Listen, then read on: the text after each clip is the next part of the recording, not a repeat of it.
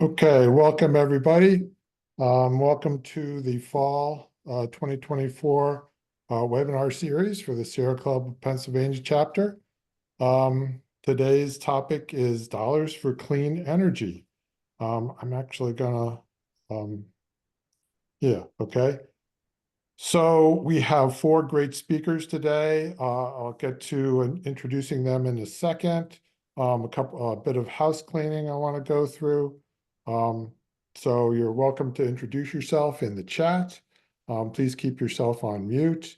But yeah, introduce yourself in the chat. Tell us what role you're playing and where you live, and any clean energy topics you have of interest. Please stay muted and put questions in the chat. Bill and I will be monitoring the chat to see if there's any clarifying questions that will interrupt the speaker for, like acronyms or something. But otherwise, we'll just try to stay muted until the Q&A session. Please avoid any political comments. I know this is election year. It's important to everybody, but since we are recording and we want to be able to post this, it'll make things more complicated if we have to edit things out. And like I said, this session is being recorded, which I'll share with everybody that registered today, and along with a link to this presentation. You'll see some hot links in the presentation, and you'll be able to click on those once I share it. I can even do that during the session today.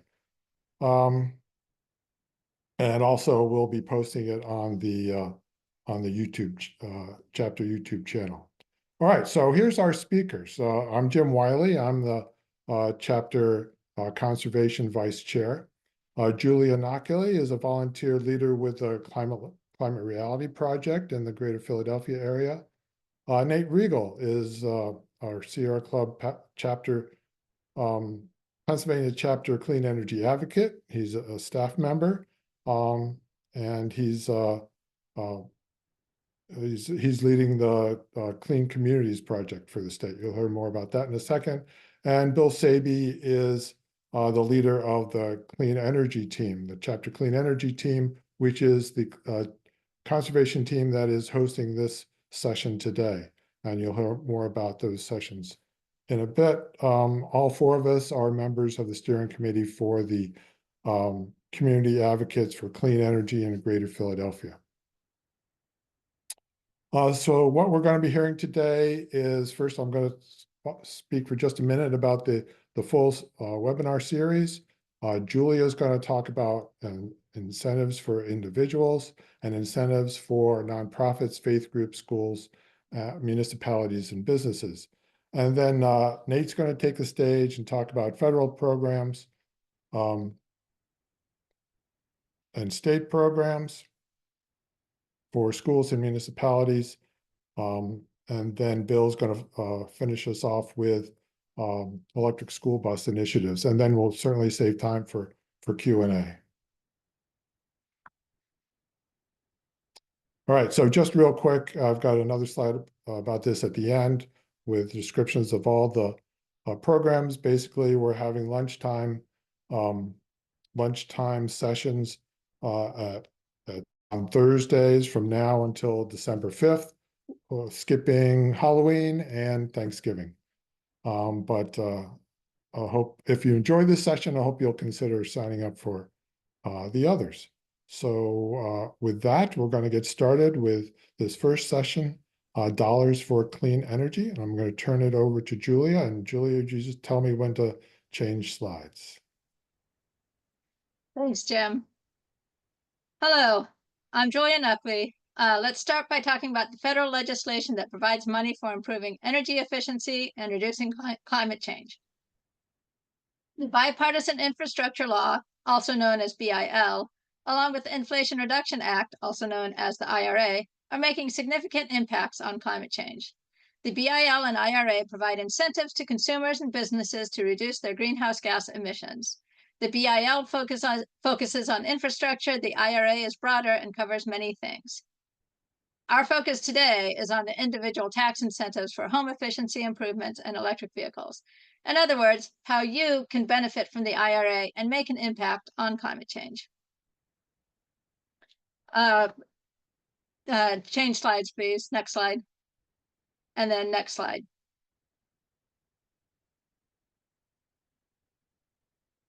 This is that climate change is here and coming at us fast. The good news is that there are a vast number of ways we can reduce climate change.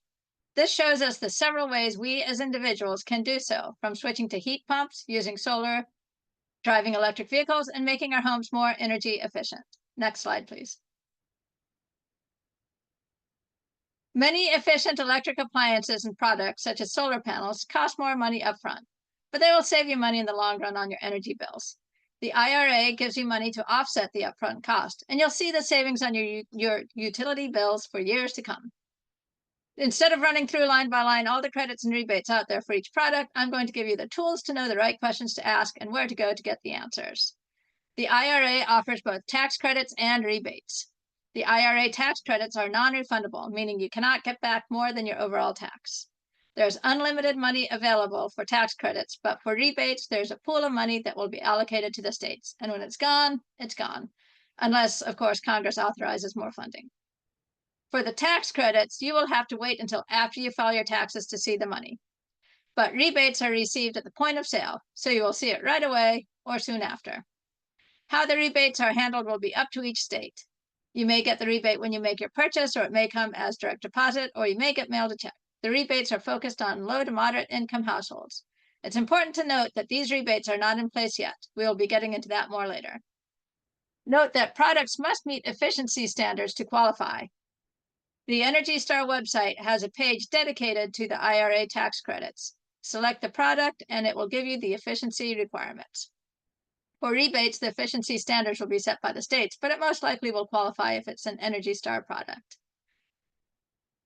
Next slide.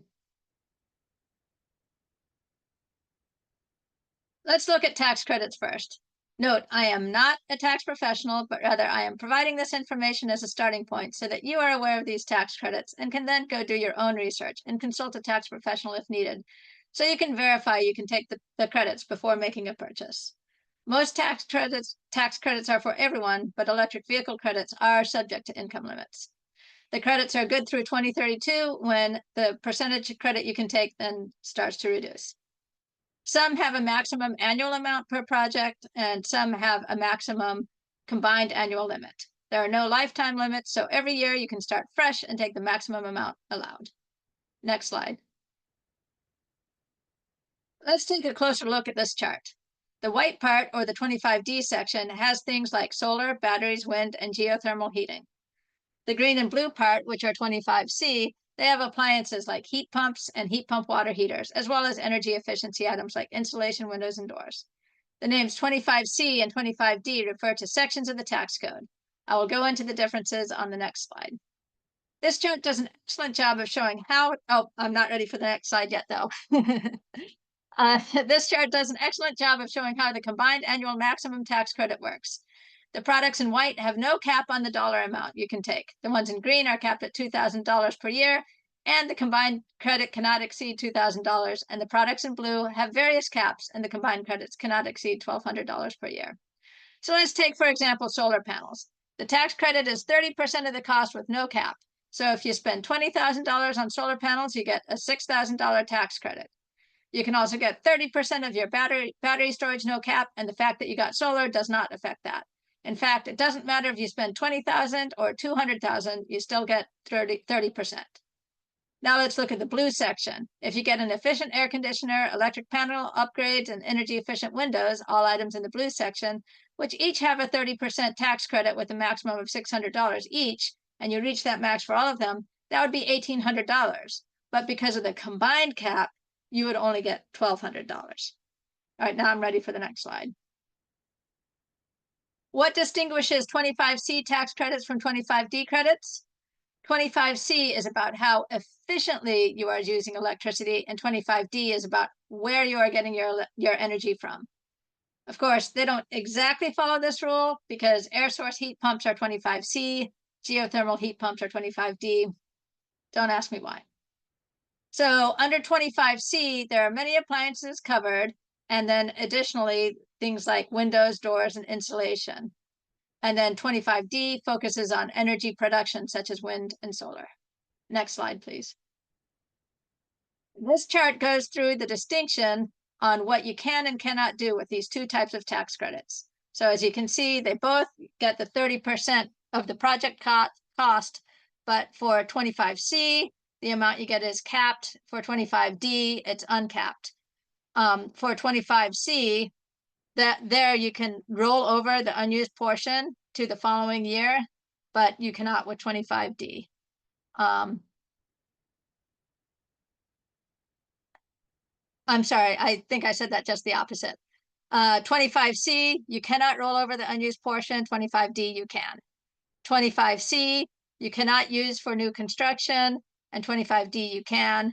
And then 25C, whether labor costs are covered, that varies, but for sure for 25D.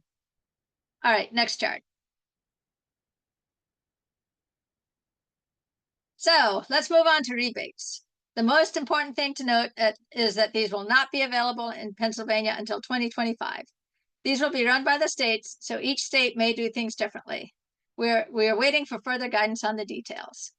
The IRA authorizes two types of rebates. The first is the home electrification and appliance rebates, also known as HERE. And this was formerly known as the High Efficiency Electric Home Rebate Act, or HERA. These are the appliance-specific rebates. Those will be available in Pennsylvania tentatively around March of 2025. And then the second is the home efficiency rebates, HER, and then this previously was known as the homes rebates. These are the whole house efficiency rebates and are based on how much your overall energy is reduced. These will be available tentatively in June of 2025. In Pennsylvania, the HER rebates will only be for multifamily affordable housing, where 50% or greater of the units are low income. We have been told that these will not be retroactive. The rebates include the purchase, installation, and labor costs, and they must meet efficiency criteria, which should be found on the Energy Star website once those criteria are established. The HERE rebates are targeted for low to moderate income families, where they define low income as below 80% of the area median income and moderate income as between 80 and 150% of the area median income. Low income households can get 100% of the cost covered up to the maximum allowed for that product. Moderate income gets 50% of the cost covered up to the max. Next slide. Yeah, Adam, did you have a quick clarifying question? Yeah, so the home efficiency rebates, none of those will be available for single family homes. Is that correct? Understanding. So this is all like late breaking news. I went actually to an information session last night, and that's what the DEP said at the information session last night, that it will only be multifamily homes. However, I will say they still, things seem to be fluid. A lot of the questions people asked, they were like, well, we're still working on that. So until we actually see the program, being implemented in March, we won't know for sure, but that's what they said last night. Okay, thank you. We'll keep an eye out. Yeah. Okay, so there's no time to address all the products covered by the IRA, but I will speak about some of the major ones. This graphic can be found on cleanenergy.gov, and it's a handy way to explore the various energy efficient products. I'm going to focus on those that are best for the environment. Next slide. Let's start with cleaning the source of electricity for your home. Solar and battery storage ensures that you are getting at least some of your electricity from a renewable resource. You can get each independently, but paired together, they can enhance your savings and your resiliency during power outages. The more we rely on solar, wind, and other renewables, the more energy independent we are, and the less subject to global pressures on the price of fossil fuels. Solar saves you money in many ways. You will use less electricity from the grid, and when you have excess electricity, you can sell it back. Here in Pennsylvania, you get 100% of the cost back. This is called net metering. You can also get money for SRECs, which that's too complicated to get into here. And of course, there's the 30% tax credit, which we will discuss more next. Next slide, please. Note that you must own the solar panels to get the 30% credit. So leasing does not count. The 30% tax credit can be taken off the labor fees, etc., but not the cost to replace your roof. Unless, of course, you're replacing it with the solar roofing tiles, but that's not very common. Remember, solar panels are part of the 25D tax credit, which means there's no limit on how much money you get back. Next slide, please. Now, let's talk about transportation. We all know that walking, biking, or public transportation is better for the environment, but some people do need cars. This is a picture of 3 electric vehicles. One is being charged off an EV home charger, and the other one in the driveway is being charged off a 240-volt outlet, the same kind used for dryers. EVs have a lot of pep because the electric motor provides a lot of torque. There are fewer moving parts, therefore they cost around 40% less to maintain, and the cost of electricity is much less than the cost of gas. Naysayers point out how much more resource-intensive the manufacturing of EVs is compared to gas cars, but the truth is they make up for that environmental impact in the first year or two of use. There are many more EV options out there, with new models coming out all the time. Most new EVs have a range of over 200 miles, many over 300. It usually takes around 20 to 30 minutes at a fast charger to go from a low to a high charge, which is enough time for a bathroom break and a bite to eat. The EV charging network is growing every day, in part due to money from the IRA and the BIL, as well as Tesla chargers being opened up to other EVs now. Charging at home, which is slower, it takes several hours, but it can charge while you sleep. It is so nice to wake up with your car charged up and ready to go. Now that more and more EVs are reaching the end of their lifetime, there is a growing need to safely dispose of their batteries. They can be reused by combining many used EV batteries and using them for energy storage for buildings, and there's a growing industry that recycles EV batteries, especially now that the IRA has incentives for sourcing and making EV batteries in North America. Next slide, please. Like other tax credits, EV tax credits are non-refundable, so you can't get back more than you owe. As of January 1st, 2024, you can now transfer the tax credit to the dealer. The seller must report the required information to the IRS at the time of sale. Not only does that mean you'll be able to get your money sooner, but the savings will be available to more people. Make sure you get a copy of the paperwork from your dealer. You still need to qualify based on income, and you will need to indicate on your federal taxes that you elected to move the credit to the dealer. However, your tax liability is no longer a limiting factor if you have transferred the credits to the dealer. If your income prevents you from qualifying for the tax credit, you can look into leasing your vehicle. However, you do need to make sure your leasing company passes those savings on to you in the form of lower monthly payments. Additionally, more vehicles qualify when leasing. This is because it then falls under the commercial clean vehicle tax credit. Additionally, you won't need to file any paperwork with the IRS, but you will need to do your homework to figure out which deal is best for you. The criteria for a car to qualify is available on the IRS's website. To see how much tax credit you get for a vehicle, you can go to fueleconomy.gov and enter the make, model, and year of the car. If you need to install an EV charger for your car, you can get a 30% tax credit with a maximum of $1,000. This covers hardware and installation costs. However, it is restricted to rural as well as low-income communities. Next slide, please. So here you can see the income limits for who can claim the credit. They do differ depending on whether you're getting a new or a used vehicle. And these income limits, they are based on your modified adjusted gross income, which can be from the year you take delivery of the vehicle or the year before, whichever is less. Next slide. For new vehicles, there are specific requirements to get the tax credits. Note that there are MSRP limits, and the final assembly must be in North America. Next slide, please. There are different criteria for used vehicles. In particular, there are no battery or critical minerals requirements because they don't expect older vehicles to meet those. You get 30% of the price for a maximum of $4,000. The car must be at least 2 years old, cost less than $25,000, and must be sold by a dealer. You can't buy a car just to immediately resell it, and you're eligible once every 3 years. Next slide. In addition to the federal tax credits, Pennsylvania has a program called the Alternative Fuel Vehicle Rebate Program. It was extended to June 30th, 2025. The website will have details on the latest updates. It does apply to both new and used vehicles as long as they are purchased through a registered dealer. They have to have under 75,000 miles on their odometer. So there's various amounts: $3,000 for battery electric vehicles, $1,500 for plug-in hybrids, and $500 for electric motorcycles. The program is income limited, with low income able to get an extra $1,000. Next slide, please. So this shows you the income limits, and note that it is based on family size. So you have to look at the chart to see where you fall. Next slide, please. You should also check your electric utility. Some offer rebates for electric vehicles and or installing EV chargers. For example, Pico has a $50 EV rebate. Next slide.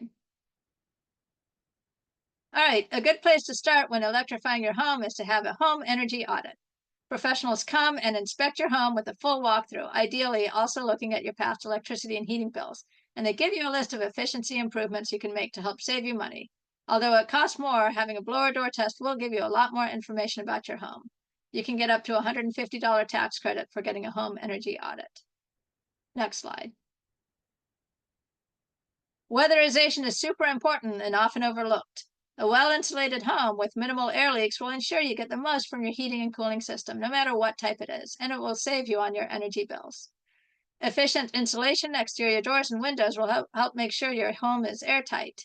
They all qualify for a 30% tax credit, subject to the $1,200 combined annual cap. So it's $250 per door, up to $500, and up to $600 on windows. This is all subject to energy efficiency requirements. Next slide, please. Heat pumps that transfer heat are extremely efficient, even more efficient than gas heating. Heat pumps are used for both heating and cooling. Heat pump technology has improved over the years and can now be used even in places where it gets well below freezing. There are two types of heat pumps: air source, which is pictured here, and then ground source, which is also known as geothermal.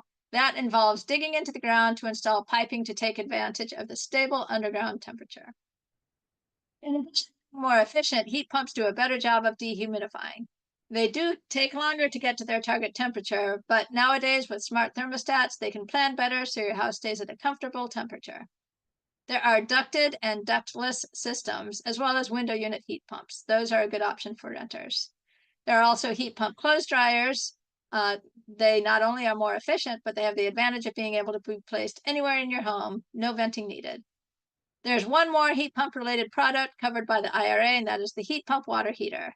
This uses heat pump technology to heat water, which again is more efficient.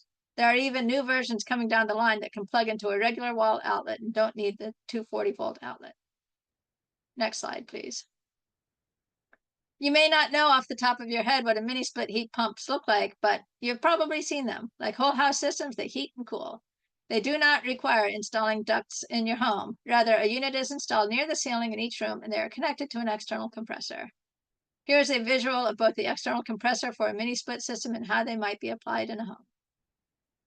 Next slide, please. Air source heat pumps are 25C tax credits. Geothermal are 25D. If you recall from what we learned earlier, this means that geothermal heat pumps have a 30% uncapped tax credit. There is a 30% tax credit for air source heat pumps with a combined annual maximum of $2,000. There are also income-based rebates available up to $8,000 for heat pumps and $1,750 for heat pump water heaters. There are no tax credits for heat pump clothes dryers, but there will be income-based rebates of up to $840. All right, and don't forget, you need to check the energy efficiency requirements to make sure that your product qualifies. Next slide, please. There are some other rebates available as well. Typically, you can take both utility rebates and tax credits. If you have Pico, these are the rebates available to you. I was surprised to see there's also a rebate for maintenance. And again, these are also subject to efficiency requirements. Next slide, please. So a better option than gas is an induction stove. Unlike older stoves that used electrical resistance for heating, that's very inefficient. The newer induction cooktop stoves are extremely efficient. They have lots of other advantages as well. They provide constant heat, which makes cooking easier and is particularly good for tempering chocolate. I have tasted the results. The smooth surface means you can easily wipe it down to clean it, and the cooktop surface doesn't get very hot, so there's less chance of getting burned. It does require a certain type of pan. You can check to see if a pan is compatible by seeing if a magnet sticks to it. You may need to upgrade your outlet if you're switching from gas. Induction stove rebates have a maximum of $840, and remember, those rebates are income-based. Sadly, there are no tax credits available. Next slide. So many electrical appliances require higher voltage outlets if you're replacing gas versions. Make sure you take this into account for induction stoves and some heat pump appliances like heat pump water heaters, as well as for EV chargers. Luckily, rebates are available for these upgrades. You cannot combine the 25C and 25D tax credits if you're upgrading your panel for both the 25C and 25D project. So you would want to take the most beneficial, which would be 25D. Next slide. Renters have options too. There are portable versions of induction cooktop stoves, window unit heat pumps, and heat pump clothes dryers. As mentioned earlier, heat pump clothes dryers do not need any venting, which means you can place it anywhere. And of course, you can talk to your landlord about electrification. Out of these 3 appliances listed, only the heat pump would qualify for tax credits, but you would have to check the Energy Star website to see if that model qualifies. Rebates are available for all of them, but again, those are income limited. Additionally, you can get an electric vehicle. However, charging may be more of an issue since you most likely won't be able to install your own charger. You can talk to your landlord about charging options or use public charging if that is convenient. Another option is to see if charging is available at your workplace. Next slide, please. And your electrification journey may qualify for additional rebates as well. Here are a few: the Weatherization Assistance Program, the Whole Home Repairs Program, as well as other rebates. Next slide. So these types of decisions are often called kitchen table decisions because it's typically discussed during meal times. Even if you aren't ready to purchase just yet, doing your research ahead of time, understanding what electrical upgrades are needed, and scoping out contractors with experience with your potential electrification projects means that if something fails, you will know what you need to do instead of panicking and taking whatever is on the truck. Make sure the contractor you choose has experience with your project. For example, just because they're an HVAC contractor, that doesn't mean they have a lot of experience with heat pumps. A good place to start, as I mentioned earlier, is with the home energy audit. These are often offered by your local utility. Make sure your contractor is certified by a qualified certification program. You do need to think about how long you plan on staying in your house, how old your roof is if you want to get solar, and how old your appliances are. It's usually best to replace the oldest and most likely to break items first. Before relying on an incentive to help pay for a project, make sure that you qualify and that the project qualifies. Next slide, please. A great place to start is with Rewiring America's incentive calculator, found on their website, rewiringamerica.org, under Find Savings. You can enter your information and it tells you which incentives you qualify for. Then select those incentives and it will give you more information. Rewiring America also has a personal electrification planner where you can enter even more details about your situation and it will have more specific recommendations. Next slide, please. So you may be wondering how nonprofits and other tax-exempt entities can take advantage of these tax credits since they don't pay taxes. Well, the IRA has introduced direct pay, which allows organizations to file tax forms after the project is complete to receive payment. There are a dozen credits available, including for renewable energy, such as solar, energy storage, such as batteries, and electric vehicles and EV chargers. Note that the credit for EV chargers is only available for low-income or rural areas. Next slide, please. For clean energy projects, the size of the project will determine the tax credit. For small projects, which is defined as below 1 megawatt, you automatically get the 30% credit. For larger projects above 1 megawatt, you get 6% credit unless prevailing wage and apprenticeship requirements are met, in which case then you would get the 30%. This is a big incentive to make sure the workers are paid well and that they provide apprenticeships. There are bonus credits available depending on which credit is taken. You get 10% above your base credit if the materials in your project are made in the USA, Another 10% if your project is located in an energy community. This is defined as a community that has historically relied on fossil fuel production, either now or in the past, and additionally has unemployment at or above the national average. And then you get 10 to 20% bonus credit if your project is in a low income community. Next slide.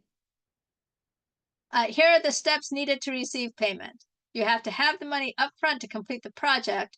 Then you pre-register with the IRS to get a registration number, and then you file your tax return by the due date for the tax year when the project was completed. And then you'll get the money. On the bottom of the slide, this is just an example timeline. Next slide, please.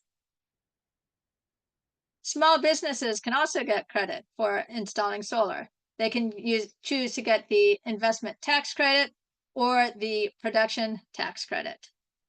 With the investment tax credit, you get money as a percentage of the installation cost. So this is good when the installation costs are high and or you're eligible for the bonus tax credits.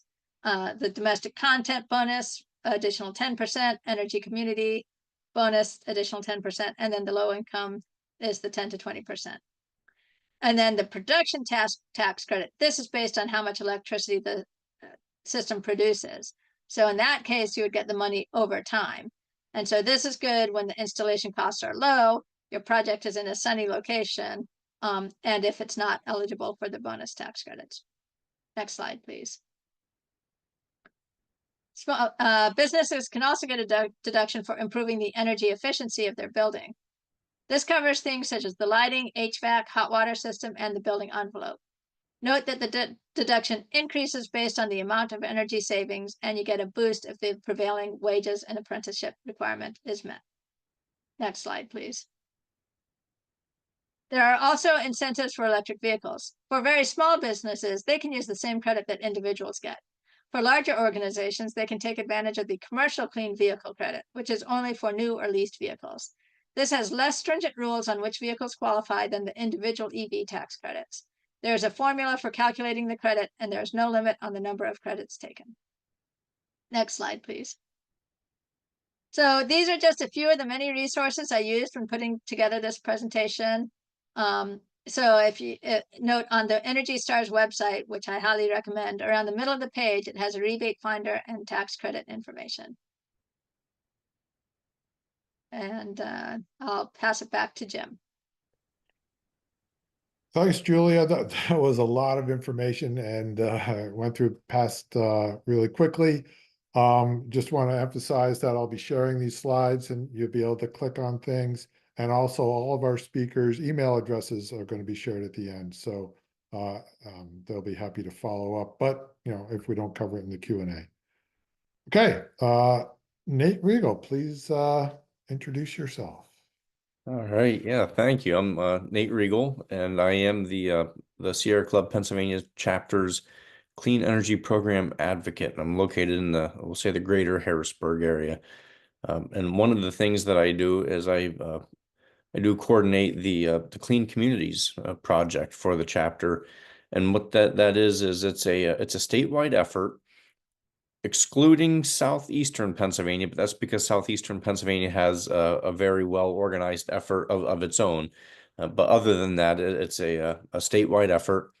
And one of the main goals is to maximize the amount of federal funding coming into Pennsylvania to have a positive impact within our communities.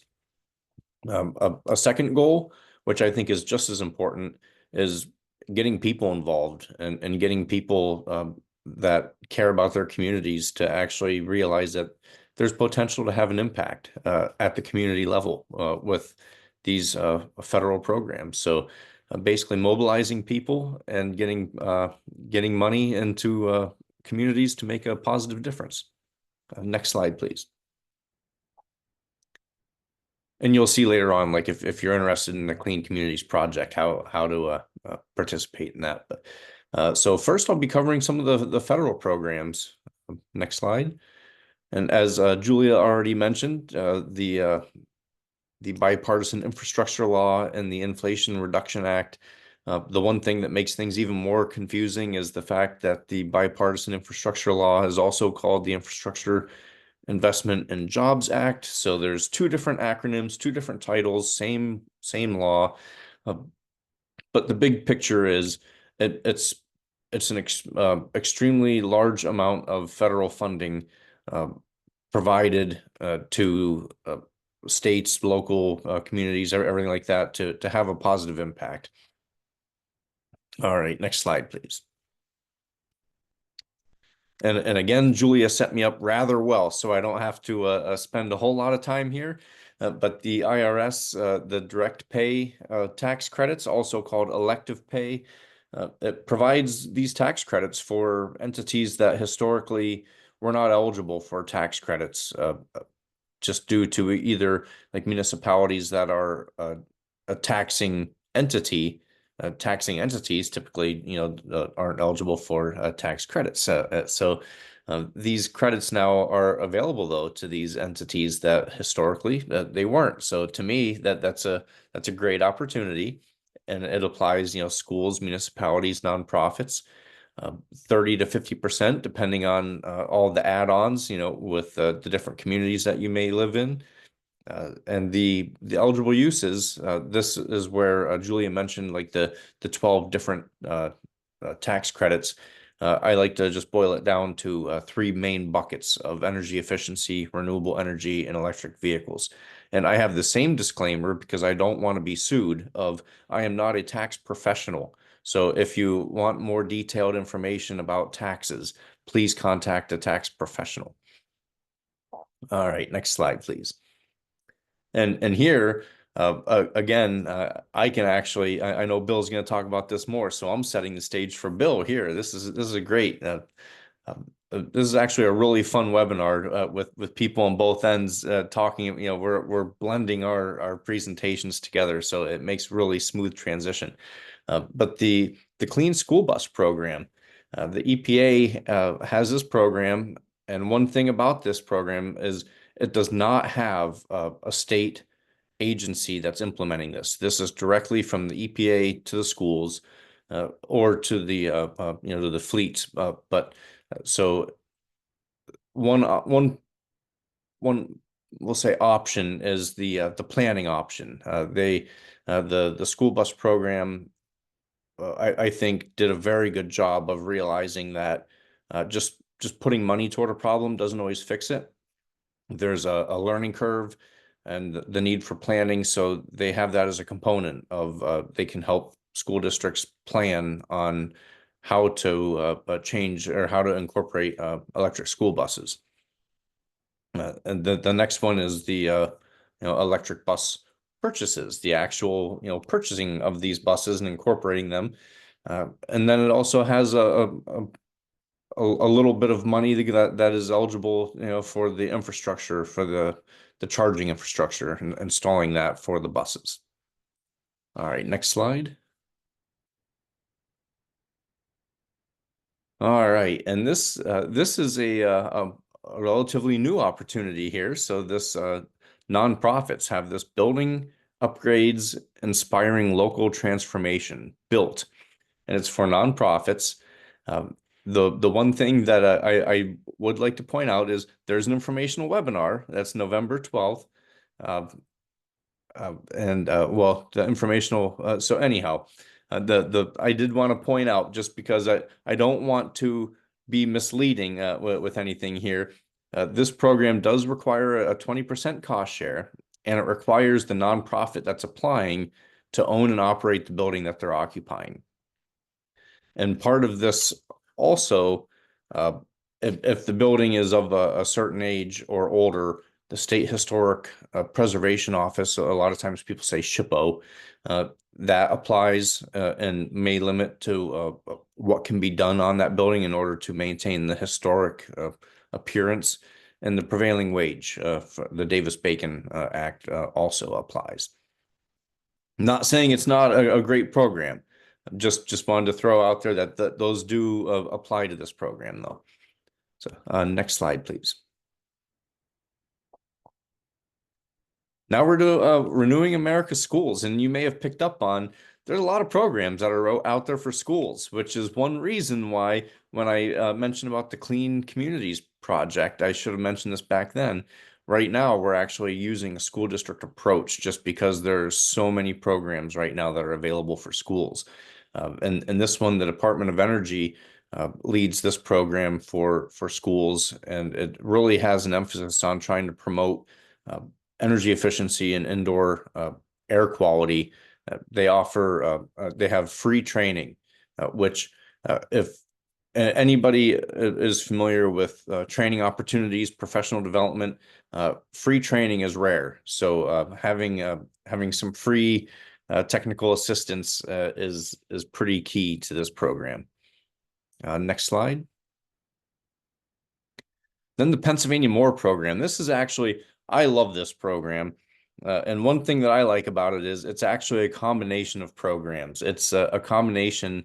Well, first I should say the MORE program stands for Municipal Opportunities for Retrofits and Energy Efficiency, although it's only one E in the acronym, even though there's two E's, so what this is a combination of the Energy Efficiency Conservation Block Grant and the Energy Efficiency Revolving Loan Fund. And the combination of those created this MORE program. Although there's still a component of the grants, the EECBG grants, which as the MORE program is just a component of that program. The deadline for the grants is December 6th. They're pretty limited as to what those are applicable for, but you can go to the DEP website, go to the Pennsylvania MORE program, find out what's applicable, apply, the municipalities apply for those grants. They're only municipalities that are not direct recipients are eligible.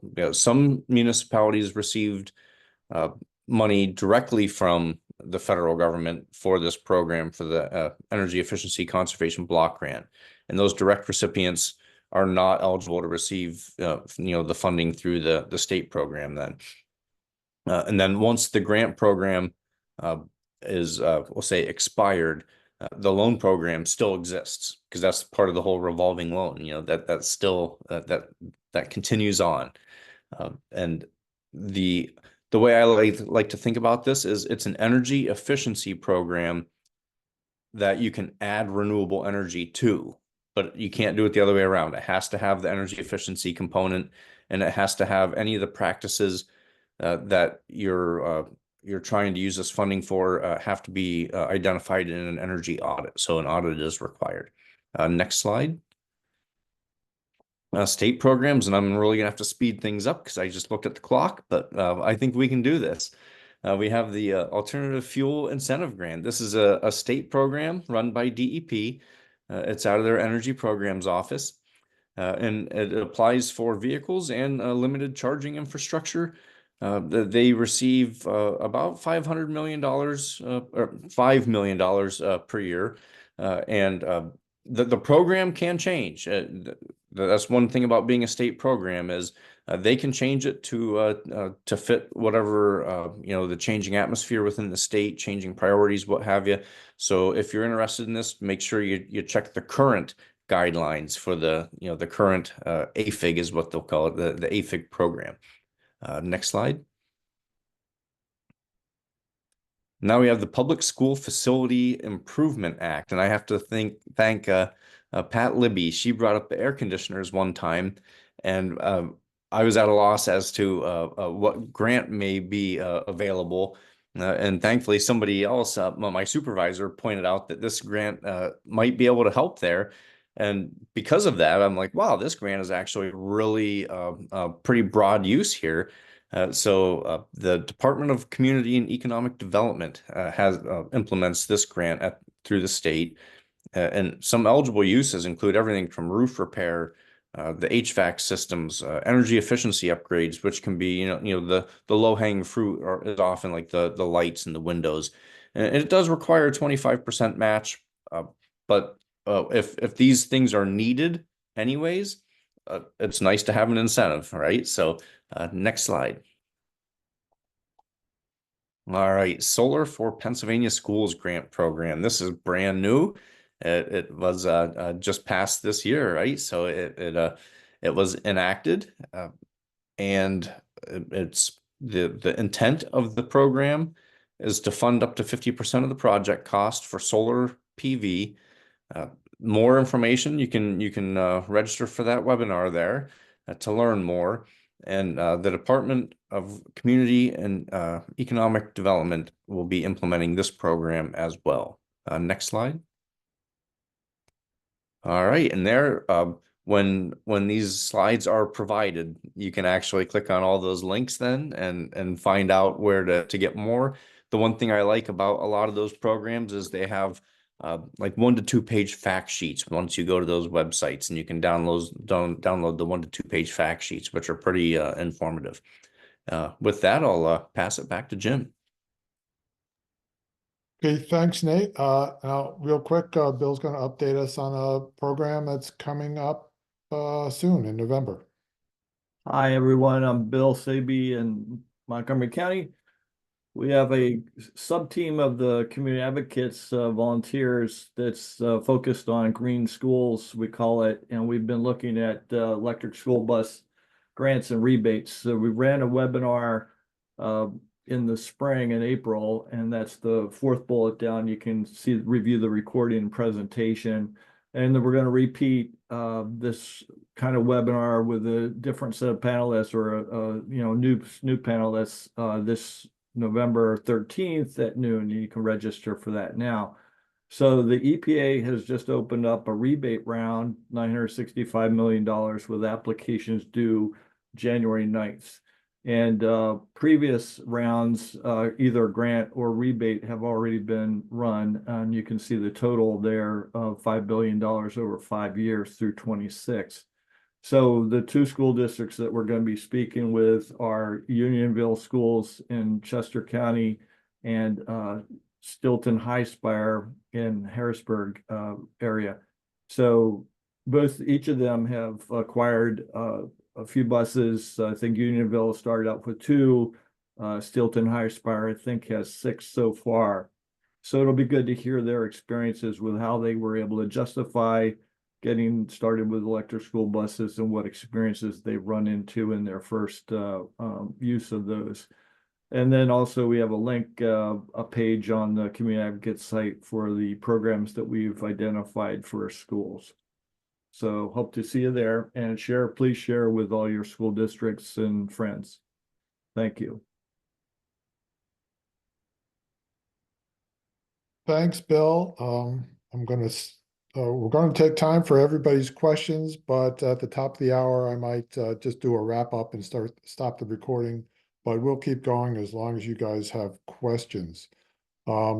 Actually, I see Julia's been doing some homework on the fly here, so I don't know that we have any outstanding questions in the chat. So if anybody would like to raise their hand and discuss any of these topics, please do so.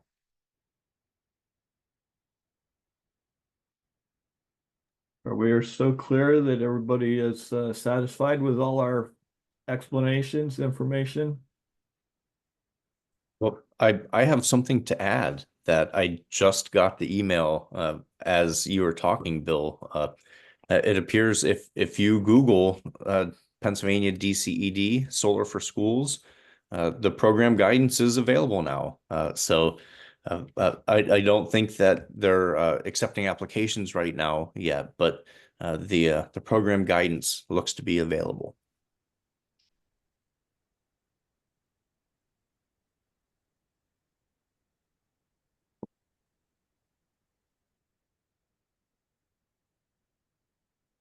This is John. If I can make a comment on the EV chargers, I'm finding fewer and fewer are free.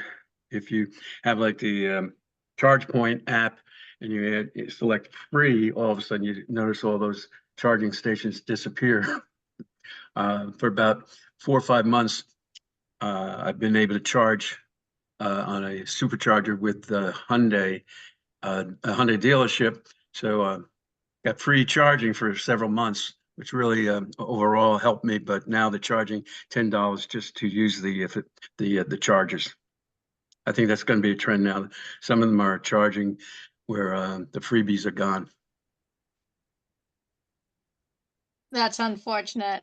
I also saw online that people were saying they were having trouble with the Tesla Magic Dock, that they could still use the Tesla chargers with the non-Tesla if they had the adapter, but the Magic Dock for some places were no longer working. So if you have a non-Tesla but want to use the Tesla superchargers, you should get the adapter so that you can be guaranteed that you'll be able to use those chargers. I purchased one through Amazon. Unfortunately, it didn't work on my Hyundai Kona on the Tesla charger, so I got to do a little more investigation and get the right adapter.